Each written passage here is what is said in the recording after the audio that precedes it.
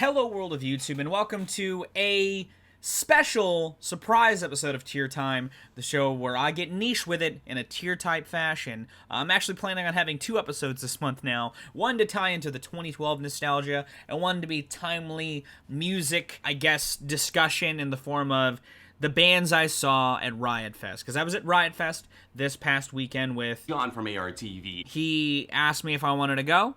I said sure. We went to Chicago for a couple of days together. It was a huge adventure. It was a lot of fun. Had its stressful moments, had its highs, had its lows, but we were in it together, and a lot of good stuff came from it.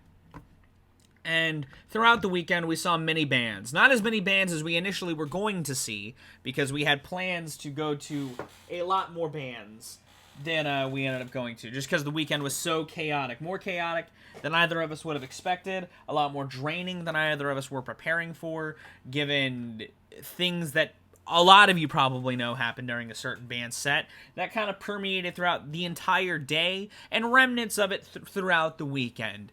But regardless, I'm going to talk about the bands, have their set lists if I have them, and if I don't, I'll have a reason for that. And we're going to rank them. My enjoyment, what I liked of the sounds, the songs. Some of these bands I didn't really know all that well, so I'm going to talk about that. I'm going to talk about my history with these bands in particular.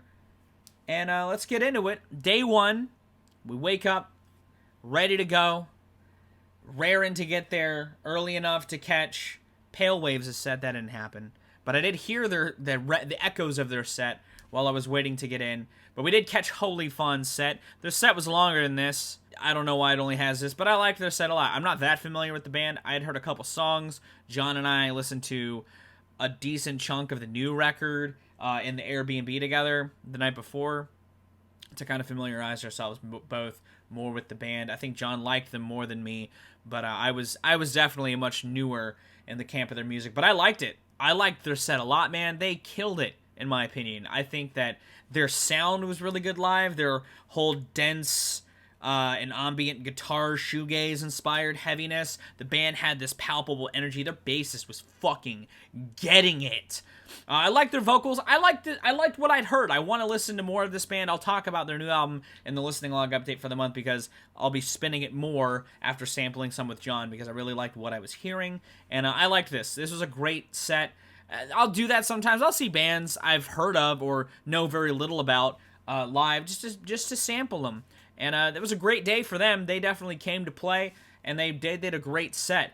And we were there mostly to see Boston Manor, because John really wanted to catch him. He had seen him before, but he wanted to catch him. I wanted to catch him. Holy Fawn just kind of felt like some icing on top prior to that, or a good appetizer for that. And I honestly think Boston Manor were fantastic. I like this band. I've talked about their last couple of records on the channel. I like what they got going on. I'm excited for their new record, and I think that they killed it. I liked how all of these sounded live. The new stuff sounded great. Foxglove fucking ripped. I liked hearing Algorithm. There are some tracks from Glue that I thought would have been interesting to hear live, but I can't complain about this tight-ass set. England's Dreaming sounded great. Closing with Halo was phenomenal. I loved this set a lot.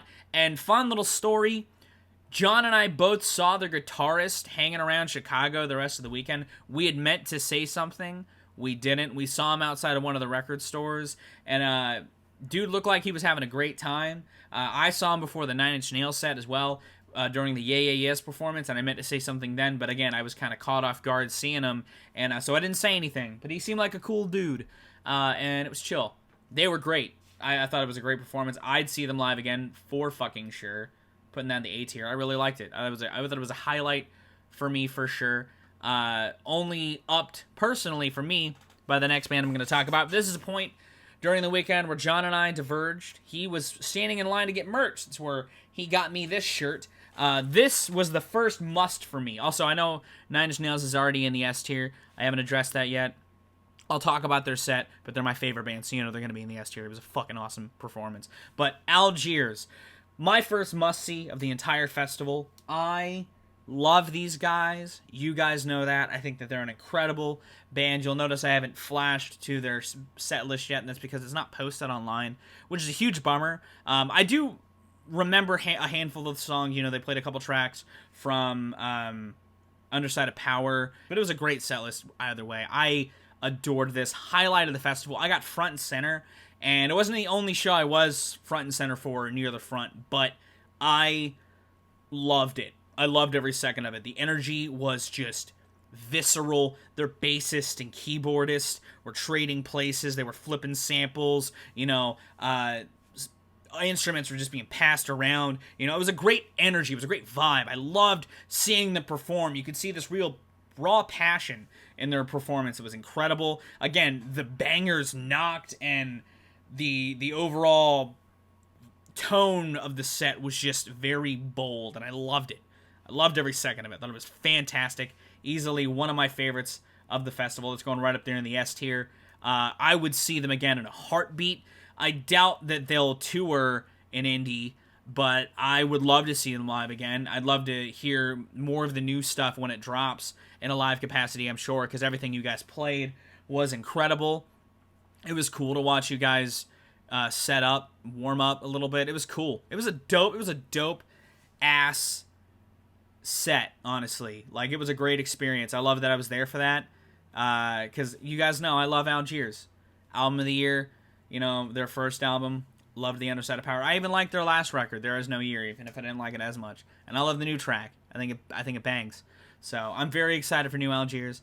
I loved their set. If you can go see them live. If they're coming to see you, if you like gothic or like dark gospel kind of inspired, soul kind of inspired, industrial adjacent, post-punk, post-rock, great fucking band right here. Love these guys. Such great musicians. They were dancing. They were just, you could feel the love, and it was great. I loved it. Loved it so much. After that, we came to a type of set that happened a couple times. I caught most of Jeff Rosenstock, but I was not actively in the crowd. This is a point where John and I got back together. He finally got out of the merch line. He missed all of Algiers. He was going to go with me, but he had to sit it out in lieu of getting merch. So he missed them, but we both were there for Jeff Rosenstock. We were in his area. We were kind of gravitate back here because of these two acts sharing a stage. I really wanted to see Jeff Rosenstock. I love Jeff Rosenstock. I love Bomb the Music Industry. I like his solo work a lot as well. Obviously Arrogance into Bitches. Ska legend. I wanted to see him. He wasn't the only ska band I wanted to see, but he was one of the ones that was like, I really wanted to see him. And what I caught of his set, which I feel like I caught most of his set, we came in early on in the set, and we were here talking, chilling. I was listening. I was vibing. We got in line to get food because we saw the line for that was also never ending. So we wanted to try and get as much of that before we had to be back in the main area for these guys. Also, shout out Cuddle Punk. Thanks for coming up and talking to John and I. John got a handful of love throughout the weekend, but thank you for recognizing what I do as well. It was much appreciated, man. So, what I caught at Jeff's set, I liked it. I'm putting it in the A tier. It was everything I'd wanted from like an energy perspective. I could feel the love. There was a camaraderie on stage, a lot of fun fan interactions. It was a good time, it seemed like. And while I would have loved to have been in the pit, I even liked just hearing it and engaging with it a little further back in the crowd. I liked it a lot. After that, The Wonder Years, a band that John wanted to see very badly. It seemed like one that he was putting out a priority. Caught their set. I think he had seen them before. I'm not really all familiar with the Wonder Years. I don't listen to them. But I liked the stage presence. I liked the songs. They were catchy. It was a vibe that I could go down. I could throw down with. When we did move into the crowd towards the end of the set, you could just feel again the love they had for what they were doing. They had a lot of the singer had a lot of energy. The band was having just this overall high energy in a good way. The pits that I saw were pretty chill. The fan base was super passionate, and I loved it. It was a really fun time. Personally, I'm putting in the B just because I don't really know the songs that much, so my engagement was lesser, but I appreciated a lot of what was happening, and it made me want to listen to the music more, because I don't really know these guys. Again, I know John and Hannah both like this band, and it made me want to listen to them more after seeing them live, because I thought they were great tunes. I liked what I had heard. It wasn't bad. Then we made our way to the main stage area so that we could catch MCR, because we knew it was going to be slammed, so we wanted to get a decent spot during that set. And we came in at some point during Take Back Sunday. I don't have their set, because I don't really listen to them. Them and Alkaline Trio were two bands from that era that I just didn't get into. But I'll tell you one thing, Taking Back Sunday, I really didn't like. I didn't like the energy. I thought that they were riffing way too much. The singer didn't really have it. I felt like he was trying. I could tell he was trying. He was really trying to amp the crowd up. It was just in a way that I didn't really like to see. It just wasn't for me. I could see people were enjoying it, and that's cool. All the love to you. It just wasn't my dig. I definitely, it might have been my least favorite performance that I'd seen at Riotfest. Again, it wasn't my bag. The band seemed to be playing in form. It just wasn't in a rhythm together that I think worked. And again, way too much riffing about the festival by and large. Other bands did it, but not quite to the capacity that Taking Back Sunday did. And I didn't really like it. But I was there for at least all of Alkaline Trio set. I'm 1000% sure about that. And again, I think it's just because I wasn't there for that. They were legends that just didn't. They're a band that I know is very respected in the scene. It's their city. They're from Chicago. And I could tell the crowd was loving it. And it was chill. I didn't really like the performances in some regards. Again, just kind of, I like that type of punk, and I just didn't like their performance of it. Some of the songs, sure, they were catchy as fuck. Some of the songs had a good old school punk edge that I enjoyed. If I were more of a fan of them prior to this, I probably would have liked this more. It just wasn't great either from a performance perspective. I don't know much about Alkaline. I know Matt Skiba from Blink, like the new Blink guy, is in it. And I know that they're legends in the scene. They're a name that I'm very aware of as a fan who grew up and listened to like pop punk and punk in the 2000s. They were just never a band I heard outside of like soundtrack stuff, and even that I couldn't call to mind like immediately. They're just not a punk band that I followed, and seeing them in a live capacity didn't want to make me get more into them. Unlike bands like The Wonder Years and Holy Fawn, I could care less about listening to them. It's cool. I guess as far as like experiences you can have or considered, seeing a band that big in their hometown and seeing the hometown love, that's cool. I'm here for some hometown love. So my chem set made headlines because it was a lot, and as someone who was there, it was a lot to be a part of. We left early. We left about halfway through the set. This is about the time we got out. Was during this sequence here. This is How I Disappear in Vampires Will Never Hurt You. It was great hearing them from inside the festival, and we heard all of these outside the festival because it took us 2 hours to get a Lyft/Uber out of there. I hurt my knee. It was a rough night. But I will say, I had a lot of fun hearing these songs that I was there for. I just wish the crowd cooled it the fuck down just a smidge, to the point when it was to the point that the band had to leave the stage because nobody was listening to them ask you to back up. That's not okay. I was excited to see them. They're a bucket list band for me. You guys probably already know I fucking love My Chemical Romance. I'm wearing the shirt. I was about to grab my Three Cheers copy. I love this band. You know, they were a seminal part of my middle and high school years. I think that they have written some incredible records, and the fact that they're back together has me very excited. But I gotta say, I hate that I had to leave early, but the morale that me and John were at by the end of this night, we almost skipped all of this.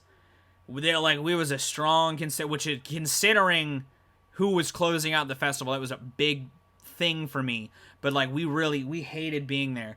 It sucked. We were thrown around so fucking much over everything, and it just felt so extra in a way that was tough to be around. And I know that was a shared sentiment, and I know that there's some people that may not feel that way, and I understand. Go off, have your fun.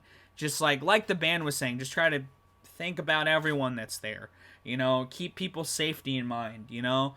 I was happy to lose my shit to Ghost of You and to Na Na Na and Thank You for the Venom. Like, I was stoked as hell. I'm really bummed I didn't hear I'm Not Okay in person, like in the setting, in the venue, because I fucking love that song. That song was great. And Welcome to the Black Parade, obviously, and Cancer, which wasn't even supposed to be played or wasn't planned.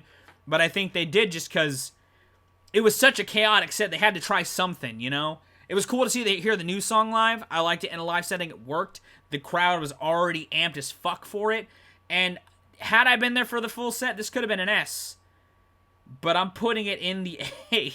Because it was... I almost want to put it in the B. Just because, like, it was so fucking rough. It was such a rough fucking time. Like, we really... Like, it was not okay. The set was great. Great set list. You know, I liked seeing the band again. I liked seeing the band for the first time in person, but again, in any sort of live capacity, because I used to watch their live stuff online. You know, I was amped as fuck for this show. And it fell apart so horrendously. It sucked. It sucks ass. But I liked hearing what I heard. I liked that I was able to experience the band live in some capacity, honestly.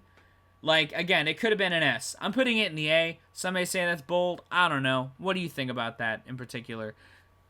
What did you think of the news of it in general? Were you shocked? Were you not shocked? Were you like, yeah, that kind of makes sense? My Chem fans are very passionate people. You know, makes sense that they would go that hard in the pit for them in a festival that they've never played before. I don't think. But I don't know. It was a lot. It was a lot to fucking go through. And I know that's a shared sentiment between some of the people I talked to there. It just, yeah. Day 2, we took a little break. We went vinyl hunting. We saw the guitarist from Boston Manor. We went back in the afternoon. And we caught movements. We caught at least part of movements set. We came in about either like in this area. Again, I'm not that familiar with movements. They're a band that John... again, had piqued curiosity for. I think he'd also seen them live.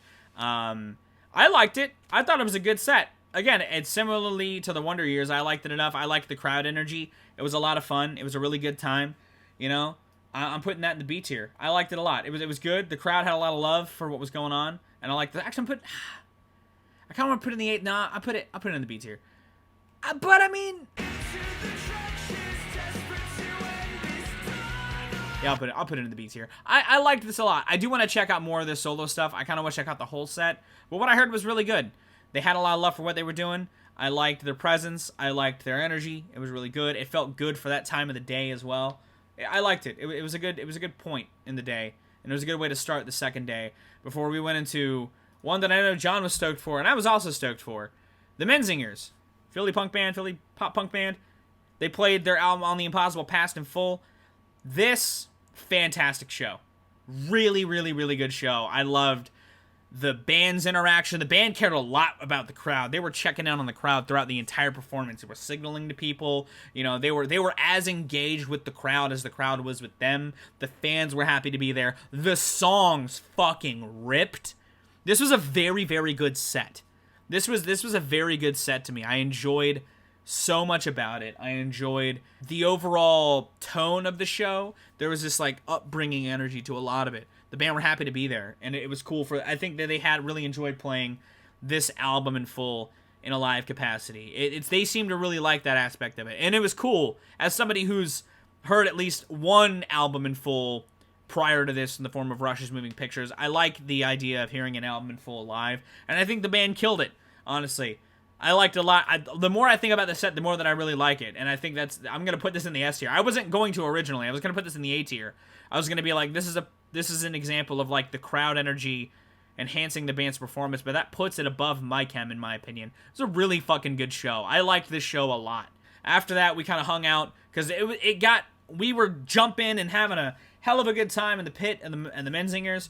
So we kind of chilled out, listened to the Front Bottoms. A band that, again, I'm not really all that aware of, but John is. He's seen them live before. Hannah likes them. I feel like they played something after Flashlight, but I think that my image thing cut it off. Maybe not. Yeah, okay, so they closed with Leaf Pile. I was going to say. So there's a song Leaf Pile after Flashlight, because they did. I remembered when they were asking for audience requests, and I thought that was a really cool moment. But John and I were talking about this band a little bit. He was kind of catching me up on the band while we were listening to them, so it was a cool experience in that regard. Because, again, I don't really listen to these guys. But I like the sounds. And, again, very passionate fan base. You know, we did move in closer after that because it was a band John wanted to see after the Front Bottom, Sunny Day Real Estate. I didn't catch them because I was waiting to go see the Misfits. But they were cool. I liked it. I liked the energy. I liked the vibe. I thought it was cool. It made me want to listen to their music more. As you can tell, the B tier kind of has a similar theme. These are all bands I didn't really know, but I liked the energy, I liked the set, I liked the music, like what I like. It was catchy, it was kind of poppy, it had some good vibes. I dug it. It was a good energy. And again, the fans helped make that shit better. And the energy in this pit and this crowd was cool. And I liked the set. It was chill.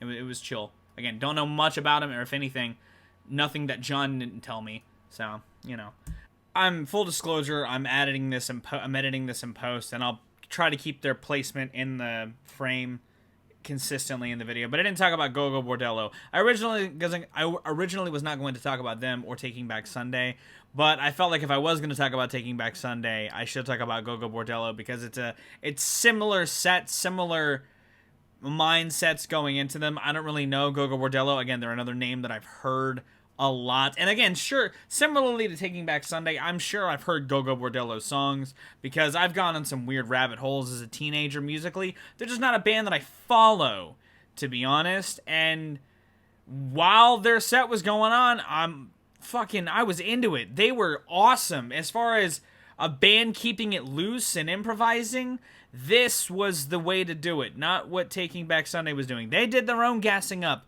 of the icons, but it wasn't like that intense about it, you know? I don't know.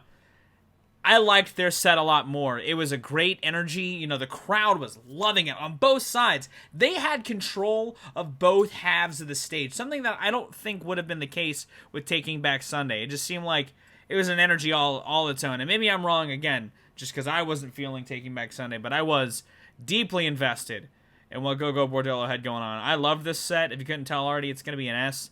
I really loved this set. I think that it was good. I don't know any of what they played, but that didn't matter, because it was a lot of fun. It was a lot of fun, and I'm really glad I was around for their set, because it was dope as hell. But then after that, the Misfits were on.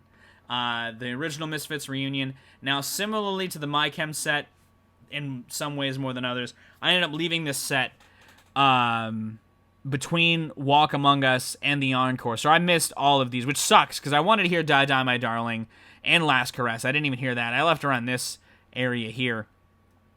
And it was honestly really good. It was solid as fuck. The things that set it back for me weren't the band themselves. They were playing in a pretty top form. Even Danzig, who I know that alone made people go like, is this really gonna... But no, the band were in top form. They were kind of fucked by the sound engineers. I feel like the sound in that big of a capacity just didn't work to the fullest. You know, there were points where Danzig was buried, and sometimes it wasn't until either he got really up on the mic or the gang vocals came in that some of it cut through. But I mean, there were some technical problems during the set that kind of set it back in a way that's upsetting. And maybe this is like a generational disconnect thing, because I know the band was playing like... Well, first off, it's the original Misfits lineup, so that's already going to attract the older punkers who may be trying to chase the flame of the old days. You know, the band is playing all of Walk Among Us in full, which was also cool to hear live, even if it was in like shuffle, it felt like. But there was a lot of banter with the crowd that felt like it was trying to tap into like, remember the good old days where you could spit in the pit and fucking cum on your shoes in the fucking subway, in the parking lot of the subway. You know, it like he was saying shit like, any of you sneak out tonight? Do your parents know you're here? Like stuff like that. I was like, all right, Danzig, that's a little weird. Most of these people are grandparents, but I mean, I get it. Again, it's just kind of a disconnect thing. I thought it was a little weird. It was a little weird, a little punk boomer weirdness. But the band were in top form. I could tell that much.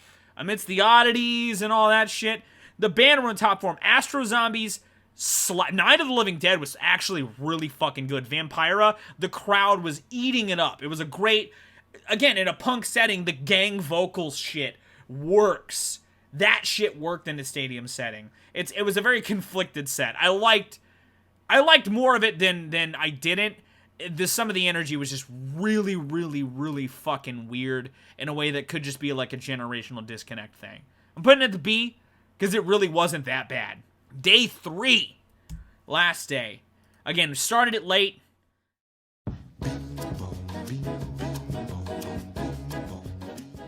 I woke up to the set of John in a choking match with Brad tasting music. I think they were arguing about swans.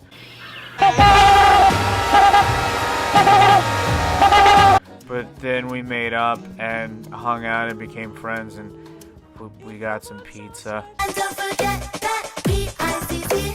Why do we do what we do? You know, we hung out. We didn't, the first band we didn't need to get there to see. It was another must for me, but it wasn't until 3 p.m. So we kind of just fucked around until then.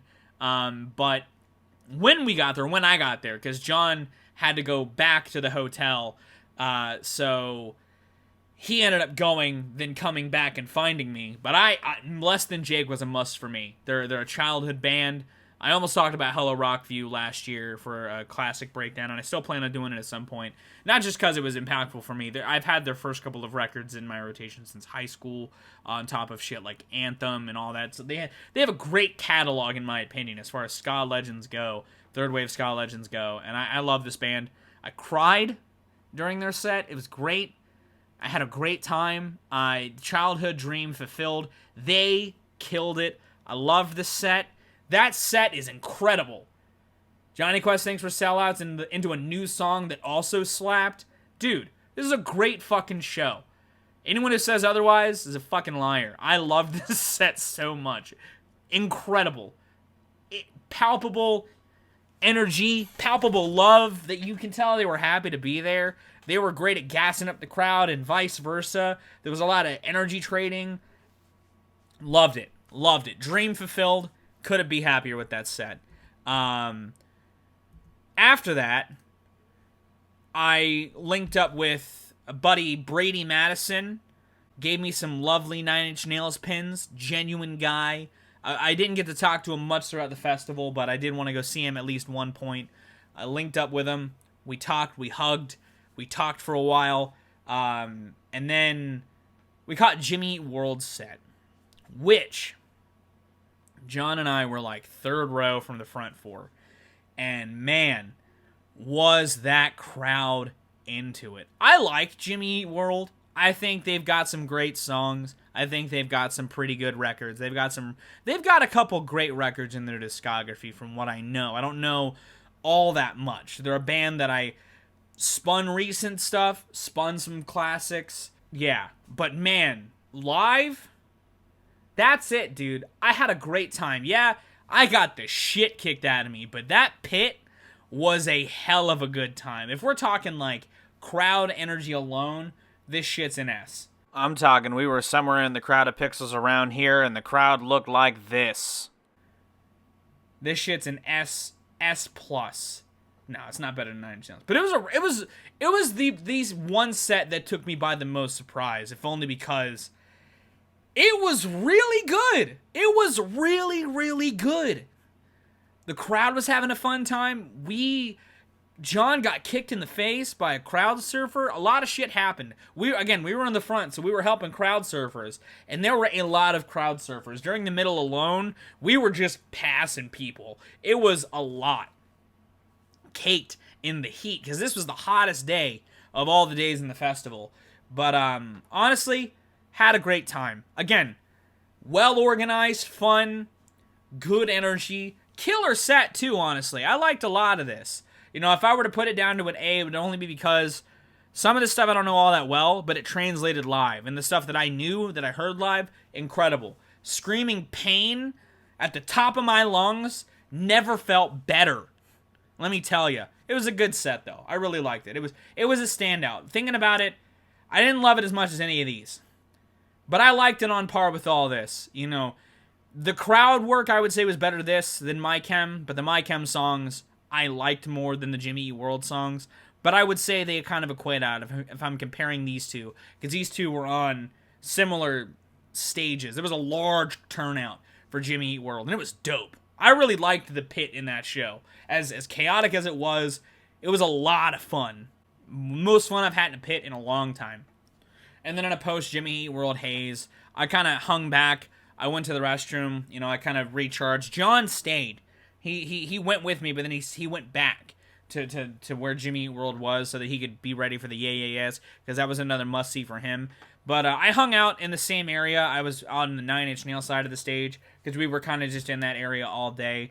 We were tired, so we didn't want to go too far across the festival grounds.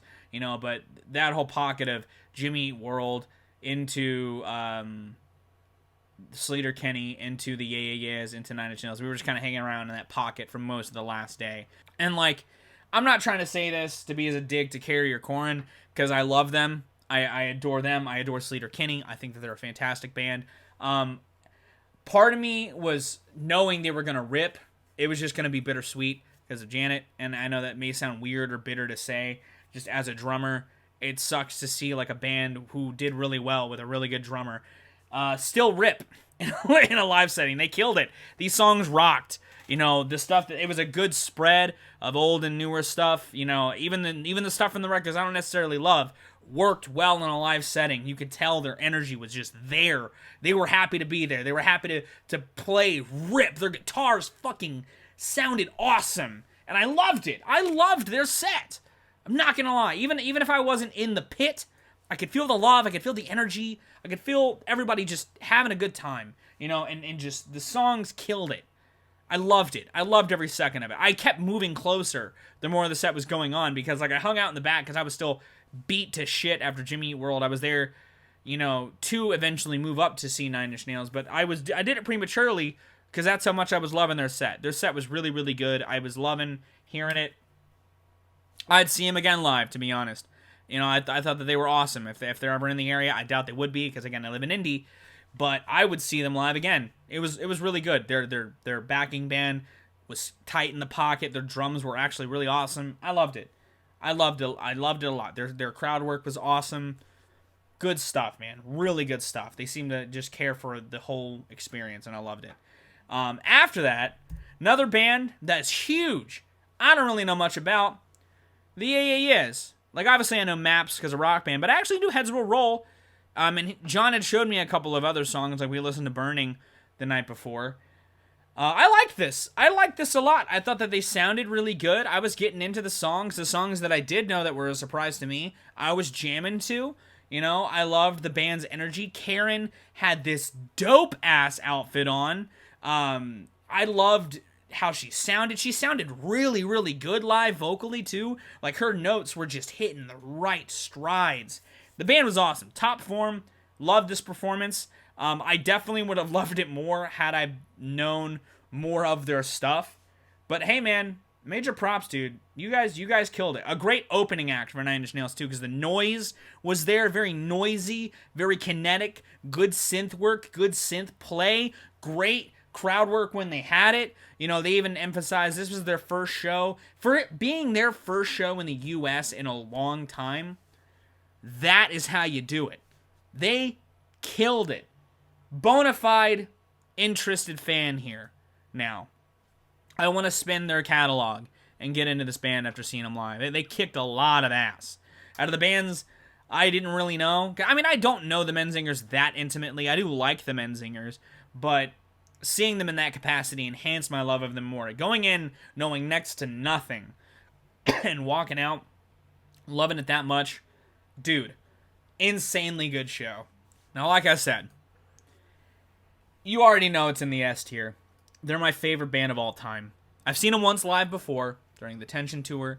They played a lot of hesitation marks at that show, and I was cool with it at the time, especially because it was a brand new album. They're promoting this new record.